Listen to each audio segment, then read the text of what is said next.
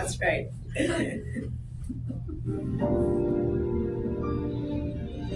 Mike King Biz, on the mic with Mike, Richmond's premier business radio platform. Judging how you judges say we going corporate. Nah, we just corner boys with the corner office. I'm at the cap table, what the splits is. Not that cap table, boy, we live this.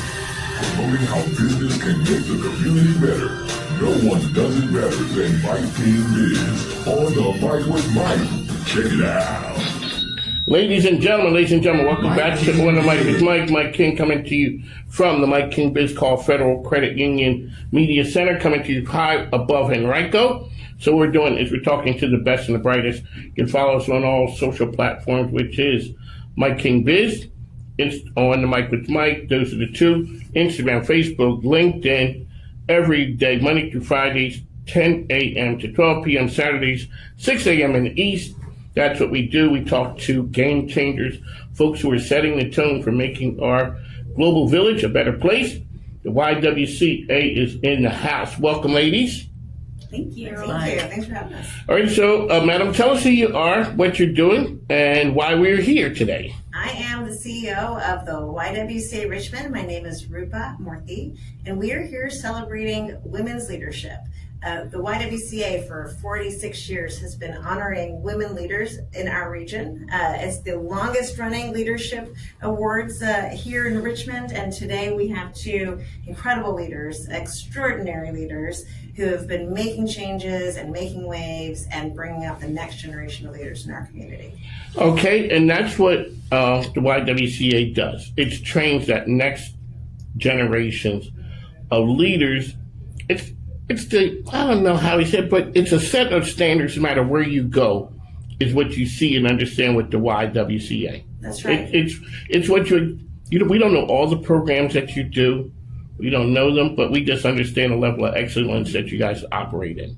Well, thank you. We're doing a few programs right now, and actually it's YWs across the nation. There's about 200 of us. We are in the work of providing domestic violence resources, which is exactly how these awards began. They fueled our program to have a 24/7 hotline for survivors of domestic violence to call anytime at any moment if they want help to be able to survive the night, if they want help to be able to leave a violent home, they want help to make sure that their children don't have to live in cycles of violence. And so that's the work that we do. We also have 5 early education centers, high quality early education and child care centers called the Sprout School. That's you guys? That's us. We're the Sprout School. How come I didn't know that? That's who we are, because, right, parents get to choose where their kids go, no matter what socioeconomic level, no matter where they are in our community. And we have about 300 kids enrolled today, and we've got infants 2 months old to 5 years old, kids that are 5 years old, learning how to be sort of the next generation of leaders. So we're the Sprout School. How often do people have that same look on their face like I just did, not realizing that you're the Sprout School? A lot. You know, I think, look, Mike, it doesn't matter if the YWCA gets credit for the resources that we provide in our community. What we were trying to do is make sure that we deliver excellence. So that early education program is high quality, full day, full year, and mixed income, right? And those are the things that matter, because our mission is really about empowering women and eliminating racism. When we look at it, and the ladies to your left are honorees, we're going to get to them in a second, but talk a little bit about the part that YWCA does as far as workforce development and getting kids ready and helping parents with that process. It's a lot. You guys have to do a lot. When my kids were in school, as long, okay, they're old, they're middle-aged men now. But back in the day, if your kid didn't have a total meltdown when they went to school, you got Parent of the Year. Kids need to know a lot. Now, parents have to do a lot when they send their kids to school, and a lot of that is the early childhood programs that are out there. Touch on that, please. Yeah, so one of the things that we know now that we didn't know, probably when your kids were young, even as my kids were coming up, right, It is 0 through 5 is when most of the brain development happens for a human, 95% of brain development. And we've got doctors here in the room, so I know that this is, can be corroborated, but the reality is we've got to know, we've got to teach our children so the behavioral health pieces, where they can stand in line, ask to share, can I have a hug? All of those things are so important to be able to be a good human in the world. The other thing they get to see is, here's a book. Let's look at these pictures. Let's talk about these letters. Let's talk about these numbers. Let's count together. So, whether it's the hungry caterpillar or a snowy day, we are actually infusing vocabulary and patterns and really important learning tools into these children every day. And our teachers are doing a phenomenal job of that. And so the reality is, reading by second grade has got to be the standard. We are not doing that in our Richmond region for many kids. Lots of children, specifically those that are at this intersection of poverty, oftentimes racism in our community, are not getting the education they deserve. And I think all of us in this room, knowing the successes that we see around the table, have had people pour into us and invest in our education, and that matters. And we want to do that for the kids here in Richmond and our families that are looking to build their next generation and create wealth building for themselves. Here's a commercial that I hear on the radio where the person's talking to their child and they say,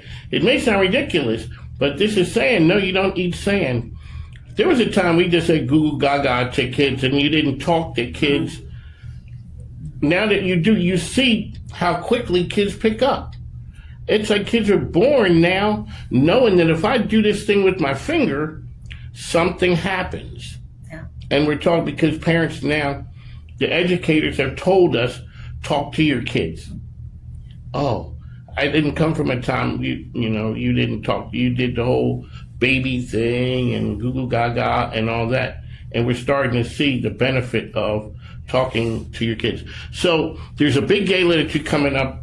A lot of times, man, when people come here, they're saying, "Mike, we are here. Could you help us sell tickets?" And you said, "No, we do not need that. We're the YW. We don't need help with filling seats up." But we are celebrating 8 extraordinary women. When you've got, women like Sue Davies and Dr. Vaness Harris-Walker, Walker Harris at our tables, right? We sell tickets. We've sold over 175 tickets. Our sponsors, we've got Dominion, we've got Altria, we've got Markel, we've got so many more that show up every year for this event, longer than I've been at the YW. Folks have been investing in women's leadership, and the YW has been amplifying it. Okay, ma'am, who did you bring with you? All right, so let me get it right. Hold on 1 second. Go ahead. 1 second here. I'll be right back with you. Hold on. We got to put some respect on this. I should have brought my little... Alrighty, 1 second. So who'd you bring with you?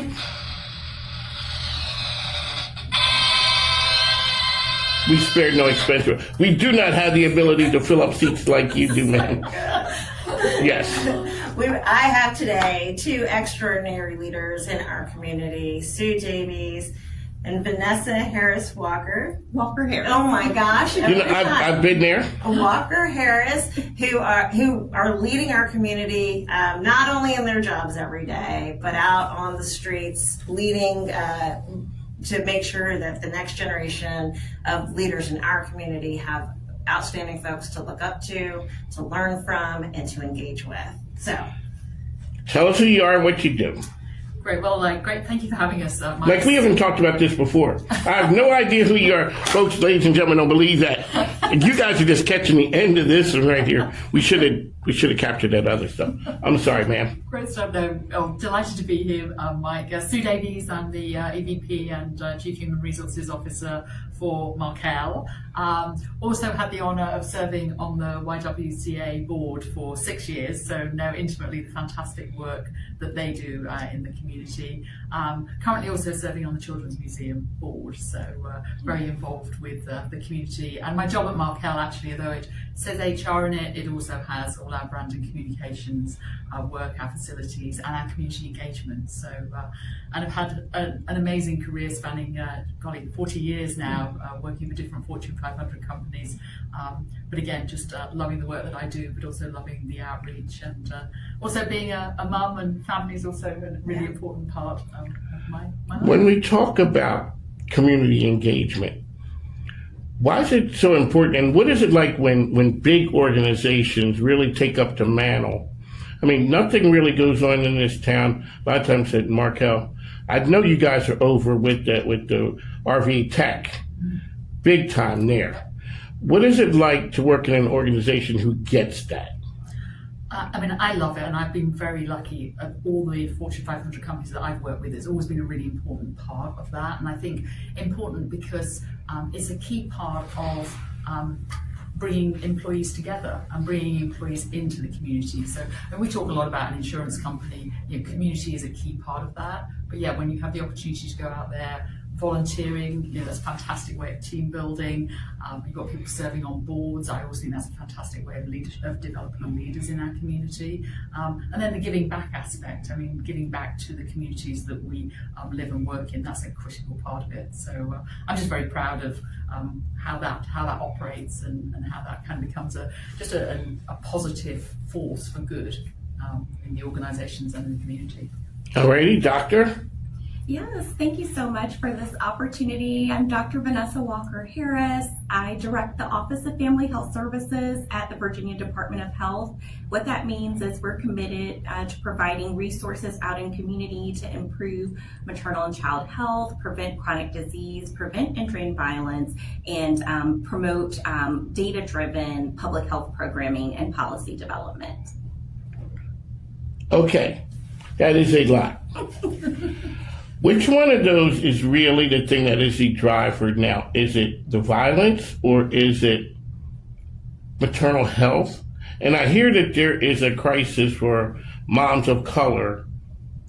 Please touch on those things, or tell me something that we need to know about your department that really would affect us, because a lot of times people don't get.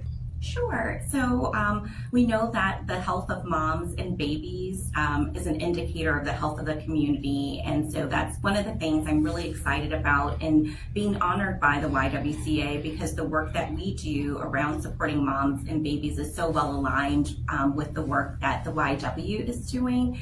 And so, yes, there is a crisis of maternal mortality where Black moms are 3 times more likely to die in childbirth as compared to their white counterparts. And so we're really excited that the Department of Health has a lot of work in this effort in partnership with our local health departments, our community-based organizations. I'm sure many of the listeners and viewers of this program are engaged in this work across communities across Virginia.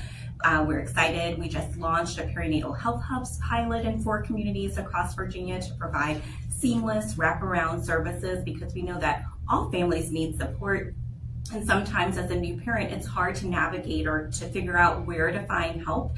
And so we want to make that an easier process by providing perinatal health hubs to connect folks to the care, both the clinical care they need, but things like housing or transportation, and really those social drivers that we know truly influence health outcomes. So just excited to partner with community to make sure that all Virginians have a fair and just opportunity to achieve their health and well-being goals. Sometimes are you shocked that people don't know what they don't know? That, the information is out there and people really sometimes are hurting and don't realize that the resources are out there. Like the YW offers a bunch of things, but their resources, people are like, oh, I didn't know that you guys did that. And it helps change the course of people's lives. Like, I did not know I'd never heard of a doula. I'd heard a midwife. Now you see a lot of variations of that and why that's so important. Yeah, I think every day Virginians, folks and families have a lot that they're dealing with, just like getting out of the house on time. Do you have proper groceries? Like all of these things. So it can sometimes be hard to make that connection between what you need and then how to access those resources. And so I think that's a great role for both Department of Health to make sure that our community members know how to get connected to necessary resources, and of course the great work that the YWCA of Richmond is doing to provide helpful resources, especially to survivors of violence, and all of the great work they're doing in early care and education to make sure that those opportunities are there to help our families achieve their educational goals for their kids. When I have leaders on, I always ask them, how do you set good culture in an organization? People may not be able to explain that, but boy, they can explain bad leadership chapter and verse. Like, oh, we don't need pen and paper, it's not enough for that one. But I ask people, how do we set good leadership across the board? Yeah, I mean, I'm happy to have a go at that one. I mean, I always have believed that leaders are a critical creator of the culture in an organization. I mean, you can write something very nice down on a piece of paper and have a vision statement and all those things. It's your managers and your leaders that really bring that to life. And I think that's where focusing on leadership development, focusing on manager development is absolutely critical, because that's where the employee experience is created. I think coming back to your earlier questions, I think, where you can also have a culture that is more than just delivering on the specifics of that organisation, but that does branch out into community, into what you were saying about education and support. I just think those things can just be so much more positive and kind of creates a more sustainable culture as well, because again, you want something that's going to perpetuate over time. And the YW does just amazing work, I think, in a number of those areas. Well, the hardest part for us is we ask our employees to do the hardest jobs. It is the case manager that shows up to the emergency shelter or oftentimes hotel rooms across the region on somebody's hardest day, and they have to provide shelter, food, clothes on their back, oftentimes making sure that they can find a path or a little bit of light on a darkest day. I mean, that is a hard job. Yes, it is. And so asking my team to engage in culture inside the office, right, is really not the work that they have to do. It is really about how they take care of themselves in order to be there for others. And I say the same thing for our teachers. Changing diapers, making sure that brain development is happening, making sure that the bottle is there, the hands are washed, the kids are happy, the playground is full of. Today was the butterfly release that happened on our playground. So that learning is happening, as well as deep care for the children and families we serve. And so again, hardest jobs, and we ask our teams to show up every day. And so you're absolutely right. It's the managers, it's the leaders that really can focus on how we care for the team members that we have at the YW. One of the things I always talk about is what happens in Richmond is different. It's the capital. All those things. When you start talking about public health and you're going out to the rural areas, I guess because whenever you live out in the rural area, suburban, you're never really country. It's always the people who live in that next town. Like, it's like, oh, those guys out there, but we're kind of like, suburban, hip. When you look at the needs of, say, a Richmond, then you look at the needs like of Southwest Virginia or Roanoke or Southern Virginia, what does that do for you guys, like providing help around? And are there major differences, or what you see here is kind of like, what you're going to see in the other areas? Sure. So I think some of the things that we note different between urban areas and rural areas are access, just to like transportation to get to a medical appointment or get to a resource hub or something that provides additional support, and then broadband access. So we learned a lot during COVID about how helpful it is to have telehealth visits, but even that as an opportunity isn't available to everyone based on whether or not they have broadband access, which we know there's still opportunity, especially in our rural communities. So there's lots of work underway through the Rural Health Transformation Grant that states were awarded to make sure that we're addressing those types of issues in our rural communities, and that they have access to what they need to achieve their health and well-being goals too. There you go. The YWCA, their women's luncheon sold out, and that's what happens when you're doing big time work. So on the mic with Mike, we have a history of being on ESPN. I'm a man, clearly we have, on a sports station, but 60% of the people engaged with us are women. Let's talk about young girl, female girl empowerment and leadership and all those things like that. Yes, so I was in the Army for a long time. Yesterday they had the color guard. We were over at the Girl Scouts. I don't know how the one little girl held up the flag. I mean, she wasn't big as anything, but to see the color guard of the Girl Scouts was pretty cool. It's like, and they're tiny. Too, and the one girl, she looked maybe 10, 12 was the leader. The other ones, I don't know, they looked like 7 years old. Touch on the leadership part of girls, whereas before girls were kind of silent, whether it was STEM things, sports, all those things, but the YW has been on the forefront of helping girls. Well, Mike, I think we also have to name, you can't empower girls without also empowering boys. I'll just name it, right? It's so important that we're talking to our whole community, we are educating our whole community. Girls and young women and women, we do carry a lot. We are working at the intersection of teen dating violence, making sure that folks know, specifically teens know that what it looks like to be, cyber bullied, or making sure that they understand that what control and power dynamics could lead to unhealthy relationships. And so that work starts very young. And actually, there's evidence-based programming that we infuse into our Sprout schools at the YWCA, that we infuse into our Empower RV Teens programs, into Richmond Public Schools, into Henrico Public Schools, where our education and prevention team is every day. That is really about caring for kids, making sure that behavioral piece, that component is there, talking about, can I have a hug is a really important part of consent. Understanding what the real words are for things. So when things are happening that aren't supposed to be, you have the right words to report to your loved one, your parent, your trusted adult. And then also really thinking through how we can empower these young folks, these young teens, to be able to be the ambassadors, right? To be not just standing on the sidelines, but actually allies as bystanders when they see violence happening or something that doesn't feel quite right, or a red flag starting to turn, right? They raise their hand and they say, "I got you, friend." And I think that's the work that we're doing every day, and it's really important that we continue to do it.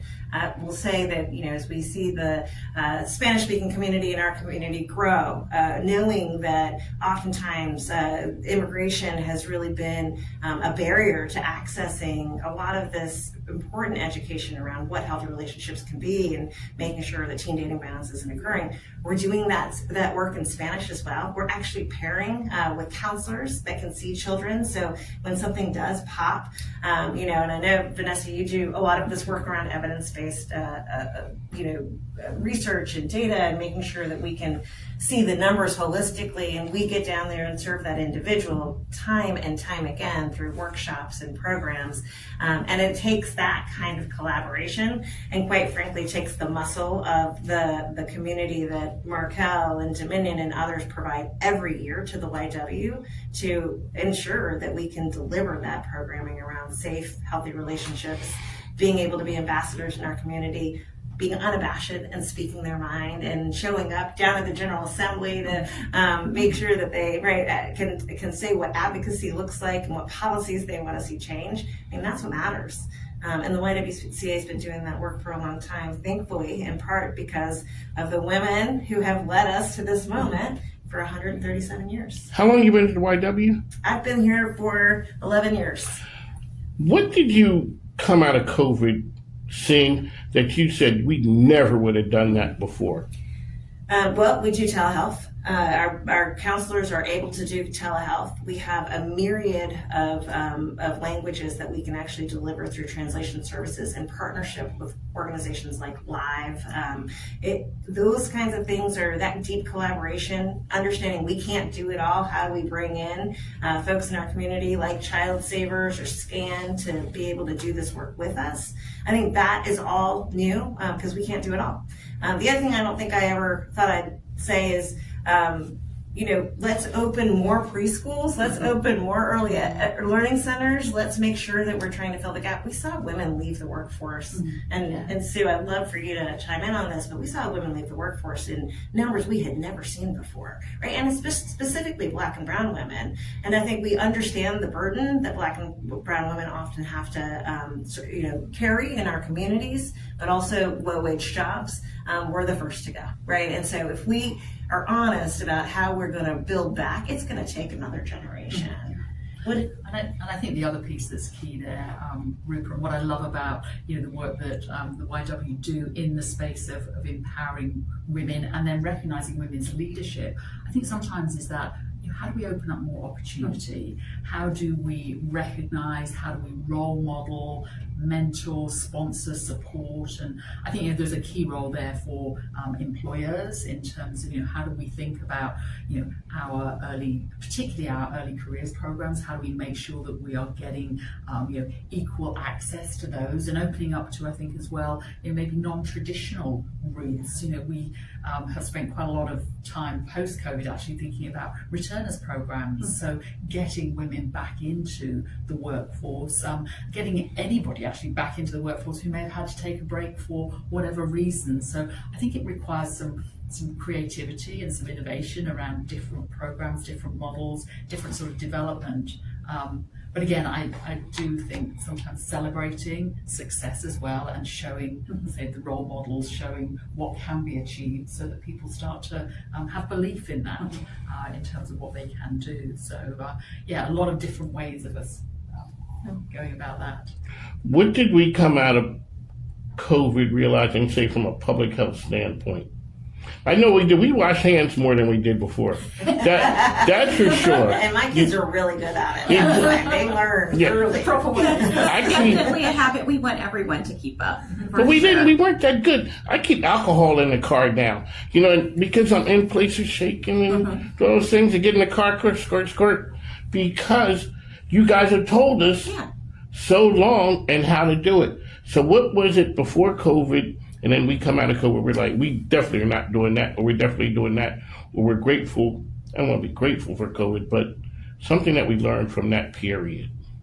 I think one of the lessons that we continue to work to apply is like community engagement and restoring trust. And so I know that through COVID, communities may have had some decreased trust in public health due to mandates or other, not fully understanding recommendations that we were putting out, or us not explaining the rationale, the reasoning behind it. And so we definitely want to do our best work to partner with community to restore that trust, so that when we are making recommendations for the next pandemic or the next thing that comes, community has full trust in us. Because, as you guys say, there will be something else. Yes. That's the scary part. That we don't know what it is. So a friend of mine, Jennifer Montague, Virginia, Columbia Gas. Also a YWCA board member. You know what she says? Women a lot of times are over-mentored and under-sponsored. A lot of people tell you what you need to do, not many people walking you in the room. And that's how we develop the next generation of women leaders. The lady said, my husband is a fine gentleman. He doesn't wear a lot of hats. You can't. My wife is not giving me a whole bunch of, I'm like the middle manager, like assistant manager guy. You handle things, but not the real important things, because you guys are taking it on. And then you go to work and do all those things. So, alrighty, let's talk about the honoree. So we have two here. Are we going to get hold on one second. You ready for I'm going to give you a little bit of time. All right, hold on, please. So, because what we have to do is, all right, so ladies and gentlemen, these are the honorees 2026, the YWCA. 1 second.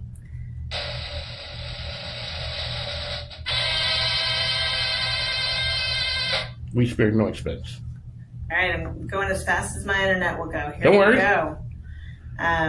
All right, we are celebrating the class of 2026. So for 46 years, since 1980, we've been recognizing women's leadership. And this year, our class is an extraordinary group of women. And We've got in arts and culture, Daphne Maxwell Reid. Yes. In business, Sue Davies. Congratulations. Thank you. In education, Amanda Lynch. Okay. Health and science, we have here today, Vaness Harris-Walker. And in faith in action and human relations, Cari Tretina. And I see your That's right. board over here, and I just shout out Henrico EDA. Shout out to Cari. And lawn government, Martha Shickle. And in nonprofit management, we've got Angela Patton. And in volunteerism, Girls for a Change. Girls for a Change. In volunteerism, we have Nannette Shor. Shout out to my good friend Nannette Shor. Yes. I'm telling you, Amazing group. every year, I just don't know how it gets better, and it does, right? We have extraordinary women in our community.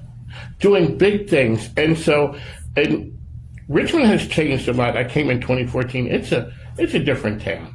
I mean, the pace of it, women doing incredible things. So congratulations to them. Congratulations to the YW. How can people get information about the YW?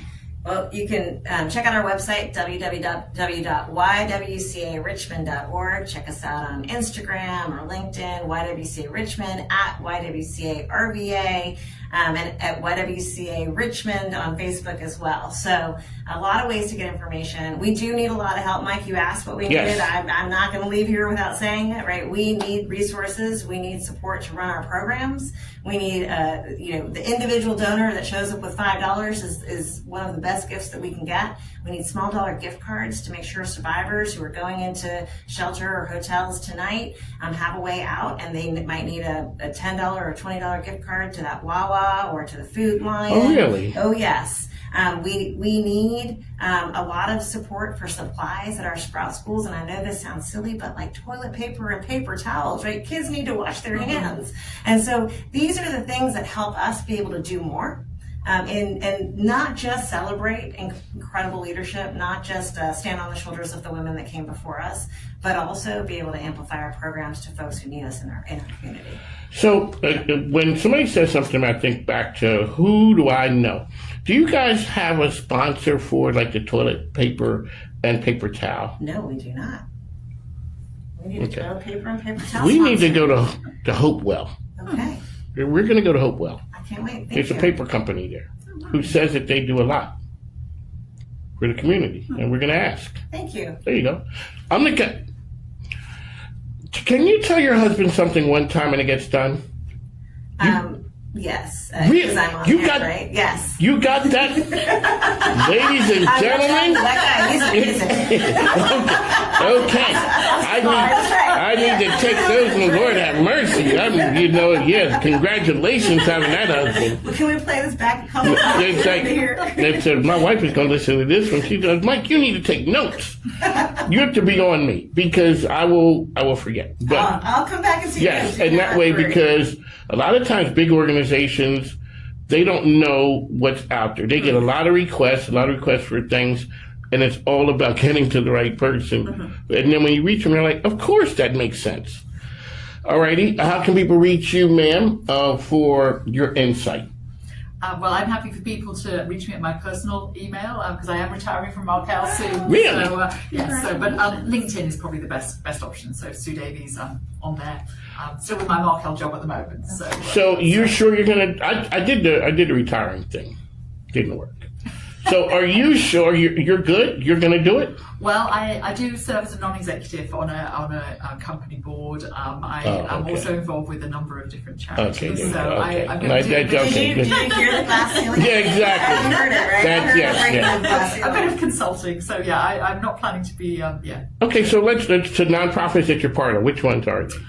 So I am involved with Children's Museum of Richmond. Love being on their board of trustees. Continue to be involved with the YW. Just amazed by the work, and Rupa's talked about it, but just lovely holistic way that the YW support. I was also very involved and continue to be involved with the Blue Sky Fund, who do a lot of outdoor education for at-risk youth. I've never heard of Richmond. that one. They are an amazing organisation as well. You got to make the connection. We got to have them come and talk about that one. I would love to. So do it's that. Blue Sky. It's called the Blue Sky Fund, yes, all about outdoor education. Work with the Richmond public schools largely, doing different outdoor education, elementary through high school, sort of complementing science programs, environmental education. It's really valuable. So I'm sure they would love to come and talk. We got to make that happen. And then I'm also, finally, one more quick shout out. I also do quite a lot of work with an organisation called the Project Athena Foundation. So I'm busy training at the moment for a triathlon at the end of June in San Diego for them, and working with individuals who've been through medical trauma who are coming back and training and doing amazing adventures. So I'm not going to be. Okay, so you're not sitting quietly. You're going to still be out there, and that's what we need, being a public servant. So that's Madam. How can people reach you? Sure. Welcome folks to check out our work at Department of Health, vdh.virginia.gov, and then Vaness Harris-Walker on LinkedIn. There you go, folks. You've been listening to viewing. What is that? No, that's not what one of my ESPN Richmond, Saturday, 6 to 7 a.m. What we do is we talk to the best and the brightest Monday through Friday. What we do is we talk to people who are making change. So congratulations to all the honorees for the YWCA. And this is Mike King signing off.